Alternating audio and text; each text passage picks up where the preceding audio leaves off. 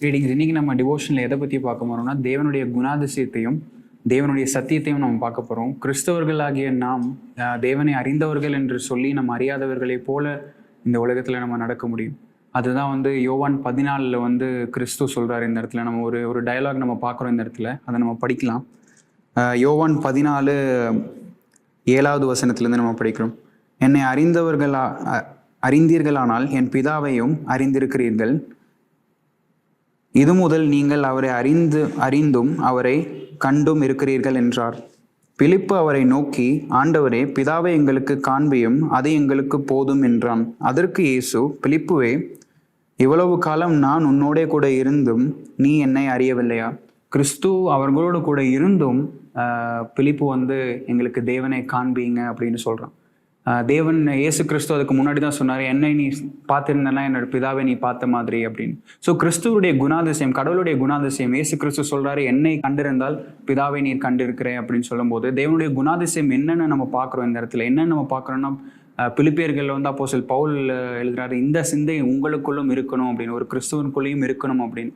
அது எந்த சிந்தை கிறிஸ்துவுக்கு இருந்ததுன்னா, கிறிஸ்து ஒரு இந்த உலகத்துல ஒரு ராஜா போல வாழாம ஒரு அடிமையின் ரூபத்தை எடுத்து அவர் மற்றவர்களுக்கு ஊழியம் செய்து மற்றவர்களை அன்பு கூர்ந்து கிருபையாக அவர் வாழ்ந்தார் என்று நம்ம பார்க்குறோம்.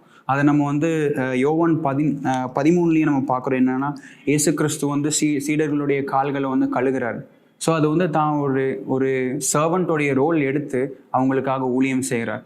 ஸோ அந்த குணாதிசயம், அந்த சிந்தை நமக்குள்ளும் இருக்கணும்னு அப்போஸ்தலன் பவுல் பிலிப்பியரில் எழுதுறாரு.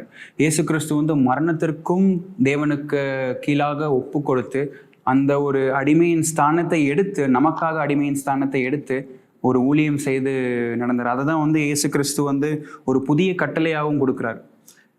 என்னென்னு நம்ம பார்க்கலாம். 34வது வசனம், 13வது அதிகாரம் 34வது வசனத்துல நம்ம பார்க்கலாம். நீங்கள் ஒருவரை ஒருவர் அன்பு கூர்ந்து, நான் உங்கள் மேல் அன்பு கூர்ந்தது போல நீங்களும் ஒவ்வொருவரின் மேல் அன்பு கூறுங்கள். ஸோ இயேசு கிறிஸ்து அன்பு கூர்ந்த விதம் அவர் மற்றவர்களுக்காய் ஊழியம் செய்தார். அவர்கள் மற்றவர்கள் மேல் கிருபையா இருந்தார். ஸோ அதன்படி தான் இயேசு கிறிஸ்து நம்மளை என்ன சொல்றாருன்னா, நான் நேசித்தது போல நீங்கள் பிறரை நேசிக்கும். ஒரு கிறிஸ்தவனா நம்ம ஒரு அடிமையின் ஸ்தானத்தை எடுத்து மற்றவர்களுக்கு ஊழியம் செய்வதை நம்ம பிரதானமாக வச்சு நம்ம கிருபையா அவங்க கிட்ட நடக்கிறது தான் நம்மளுடைய கிறிஸ்தவ வாழ்க்கை. அதை நம்ம பண்ணும்போது நாம் தேவனை அறிந்தவராய் இருப்போம். ஆமென்.